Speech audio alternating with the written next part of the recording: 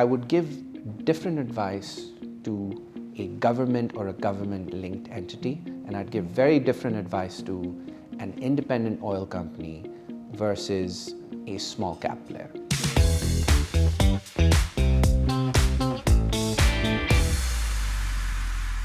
Hi, welcome to Actionable, a podcast featuring industry experts and thought leaders to discuss practical strategies and insights you can apply to your business. In today's episode, we have the pleasure of interviewing Aakash Nijhawan, a senior C-level executive with 23-year career in the energy, oil and gas, and investment banking space. He's worked in the US and in the UAE. So Aakash, welcome to Actionable. How are you today?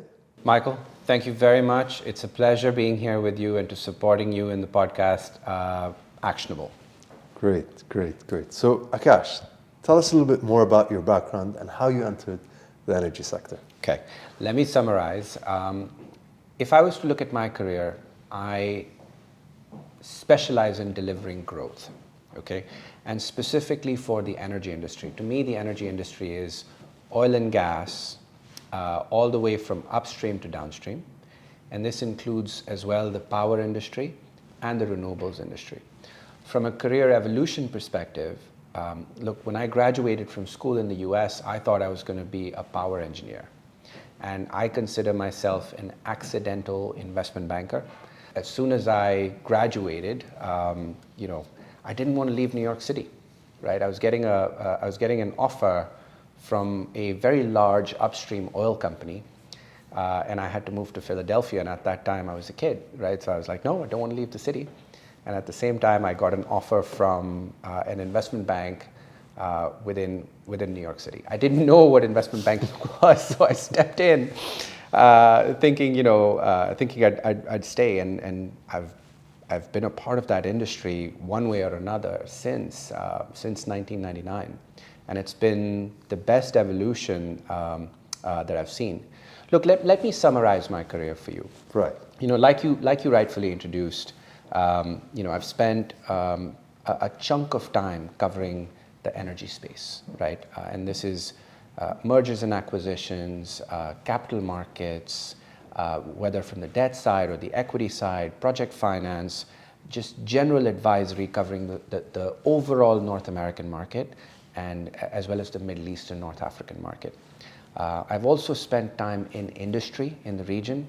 So with Emirates National Oil Company, I ran the investments team, and I spent a good 5 years there. And I've also, subsequent to that, I was the Chief of Strategy and Business Development at ADNOC Distribution. I had 5 divisions and north of 20 departments under me, running everything from strategy formulation down to execution, right? If just from an academic background, I have an undergrad, as I'd mentioned, in electrical engineering and an MBA from Columbia Business School. Gotcha. Wow, very impressive. So what growth strategies have you implemented in the energy sector, and how effective have they been? There's been many strategies that we've looked to implement for the purpose of simplifying them, and the one that I find the most effective is the one that I want to cover with you today, right? And I call it 2X. The reason I call it 2X in my mind is because what I will typically tend to tell any company that I advise today is the first dimension of your growth should be looking at your core business and looking to expand the core business into adjacent markets. And then the second dimension of growth should be taking your core business and expanding that core business into adjacencies, serving your current market. Gotcha. If you can effectively do those two things and find ideas within those two things, you've got room for expansion. And absolutely, if you can take your core and grow it into a new market, then you've suddenly, that new market also becomes your core. So it becomes a basis, a cyclical basis for expansion, right? Yep. And this is the most simplified piece of advice I would give anybody. Gotcha. And sort of what are the challenges that people might face in implementing these types of strategies? The hardest thing that I find is a strategy is something that you typically write on a piece of paper, right? It's a desktop exercise. Translating a desktop exercise to boots on the ground and delivering core revenue is a formulaic process. And that process is step one, you start with the strategy. Step two, you identify your objectives. Step three, you identify the initiatives that support those objectives. Subsequent to those initiatives, you've got to be able to track and performance measure those, right? Once you're able to have that whole cycle in place, only then can you turn around and say, I've got a good strategy, I've got a good execution team, or I've got a good formulaic process by which I'm supporting my execution, I've got that budget that supports that execution, right? And I'm able to complete the exercise that I'd intended. What advice would you give companies looking to invest in the energy sector? And how can they mitigate risks and take advantage of opportunities? Like I said, the energy industry is it's vast, okay? And it depends on who you are. I would give different advice to a government or a government-linked entity, and I'd give very different advice to an independent oil company versus a small cap player, right? And depending on the type of sector that you're trying to play in. But overall, what I would tell you is optimize your operating model. Optimize your margins. Ensure that you're operating in your core business at the maximum efficiency possible, right? And if you're able to do that, then you start thinking around expansion, and expansion in such a way that it's accretive to you from a value perspective, but also from an earnings perspective, right? And the best companies are companies that are able to grow their margins and their earnings profile together, right? In addition to that, any growth that you do, whether it's organic or inorganic, should ideally be accretive. And that translates to success for me. Can you tell us a little bit more about your experience moving from the US to Dubai? Look, when I moved from the US to Dubai, I had to run a cultural shift in my head. And that cultural shift was, I moved from a very transactional environment to an environment that's very relationship driven. If you look at my ethnic background, right, I'm Asian. And what that means is I come from a background that values relationships. So when I moved here, I invested the time in getting to know as many people as possible. And that investment continues to pay off till today, right? So what I would say to anybody is relationships, relationships, relationships. People will hire and appoint you today because they value you, they have gotten to know you, and they trust you, right? And I think that, to me, is the most critical piece of advice I'd give anybody. Don't just come here and say, listen, I'm here for a quick buck. Here's a transaction that makes a quick buck, in and out, and you're done. It could succeed, but the best way in which you can succeed is, bring both the etiquette and the brains together. Gotcha.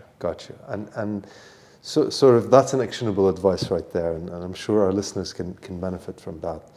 Are there any other actionable advice you could give any one of our listeners looking to move to the UAE for work?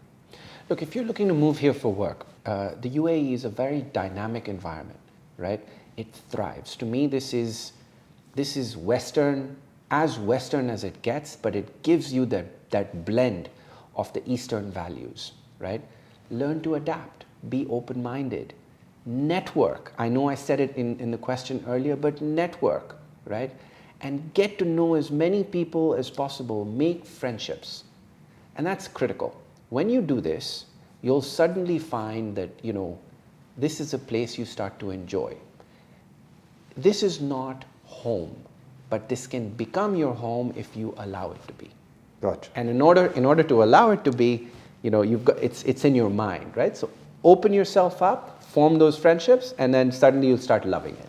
So since we're talking about forming relations and networking, what is some of maybe tips or groups or places people should look for to build these types of professional networks? Right. So look, I'm a big fan of joining business councils. Like there's the American Business Council, the British Business Council, the French Business Council, etc. Join those, right? There are other clubs that you can actually join and become a part of. There's the Capital Club, the Arts Club, right? And there's a variety of these types of networking events and so forth that you can join. I would tell you, look, it's a cultural norm here for people after dinner time, instead of just watching TV, to step out and want to network, right? And the older era, it used to be majlises, but now it's beyond that majlis, and that ability to network through a lot of these mediums or these channels is what will give you that success and credibility. Right. You mentioned to me a while back that you're appointed as a warden for the U.S. Embassy or the U.S. government, right? Correct. I want to clarify, because I'm required to, that I'm not a representative of the U.S. government. It is a volunteer position because I'm a U.S. citizen. It's a volunteer position where I support U.S. citizens in a variety of situations, right? And on that basis, what I would say is, look, this is another one of those initiatives where, in my case, it becomes an excellent tool to be able to support Americans, but also outside of support, I get to know more people as a result. So if your embassy or any other embassy, if you're coming in as an expat, do reach out to your embassy to see if they've got these volunteer programs, and this gives you the ability to get to know additional people from your home community that might have moved here with you. Right. That's like a quick win. It's a quick win, exactly, right, yeah. Right. So, okay, I want to go back to, I think, your previous position, whether it was in ADNOC or... ADNOC, yeah. Right. I was the Chief of Strategy and Business Development, ADNOC Distribution, right. Correct, yeah. We talked about growth strategies. Yes. And the truth is, we can all strategize, as you said, it's a desktop paper, but the art is in the execution. Yes. Are there any actionable tips you can give us today? How you can overcome any obstacles? So this is the first part of the question. Yeah. And two, do you have any experience? Can you give us an experience of a story that you've done where you've overcome one of these challenges? Okay, I'll give you two. You asked for one, but I'm gonna respond. I'm gonna give you two. Look, you can only be good as good as the team that supports you, right? And what I want to say is, both the leadership of ADNOC Distribution, starting with the board, leading up to the ExCom members, the most senior ExCom members, along with the C-suite, as well as my team when I was there, right, are a phenomenal set of people, right? Everybody is supportive with one vision, and that is maximizing shareholder value. And yes, at times, obstacles occur. In our case, the two examples that I'll give, one is an example of a business that we had, which was around mobility, right, and fuel mobility solutions. And when we had initially launched that business, and this is before the time I joined, that business in particular catered entirely to the retail community. And what we found was it was suboptimal. Remember, I used the words efficiency when it comes to operating model. We said, oh, wait a minute. At best, one of these fueling vessels can do, or fueling vehicles can do, say, 6 fuelings an hour. And what we did was we changed that operating model and made it a B2B model, where we would park these trailers at various businesses, and suddenly it had gone up from 6 fuelings an hour to 20 to 25 fuelings an hour, right? Wow. And now you're dispensing more fuel, you're starting to make money, and it turns things around. The second was an evolution of our expansion into Saudi, right? Without delving into details, right? Because that wouldn't be correct. What I'll broadly say is, as you start to compare international growth, you can look at international growth from the lens of, should I go and acquire a business, and should I pay that full premium, or can I take an organic approach? And is there a hybrid in between? And what we solved for was a hybrid approach, which was low cost and accretive from both a value perspective, as well as from an earnings perspective, right? And that very unique solution we were able to deliver because of the right resources and the right support that we actually had. And therefore, the pace of acceleration at which the company was able to grow in that country was significantly faster than versus some of the other international players that you would have seen, who would come in and say, you know what, in order for me to come in, I need to pay that crazy premium, I need to go and buy a very large business, and if I do that, then I certainly get scale. Yeah, you get scale, but you're also not benefiting from the entire valuation exercise, and there's dilution, et cetera, et cetera. It's just my personal opinion. Gotcha. So since we're on international expansion, and what are key considerations companies need to take when it comes to cross-border mergers and acquisitions? So the number one piece of advice I would give people is step away from a desktop exercise. I'm not saying they're not important. Desktop exercises are preliminary, but you must have boots on the ground. Never fall in love with the deal internationally, right? You must have boots on the ground, and you must be able to know exactly what it is that you're going to do with that business. You must have a synergy hypothesis in place. You must know what you're going to do in order to deliver that synergy hypothesis, right? Which is what you would do in any M&A situation, but this is even more critically important. And you must be able to, if you don't have the operating capability, you must either have a team in place that can run that business and do better than how that business is currently doing. Otherwise, all you're doing is paying present value of cash flow, which is not helpful. There's no point in doing that. You have to be able to accrete. Right? And then you've also got to take into account currency considerations, tax considerations, and being able to repatriate that money back to your home country. So those are some of the risks that you would undertake in any diligence-based solution. Gotcha. So we all know why the Middle East is very important when it comes to the energy sector. Correct. But today, it seems to be on the cusp of a transformation. Why is the Middle East an important energy market today? Look, there's so many ways of skinning this one, right? But I think the way I want to answer this is the Middle East continues to be a critical producer of low-cost carbons in general, hydrocarbons that are supplied to the industry. There is a significant movement around sustainability, and the UAE's commitment to sustainability is part of COP28. And around that, there's a series of initiatives that the region is going to undertake to be able to ensure that we lead from a sustainability standpoint.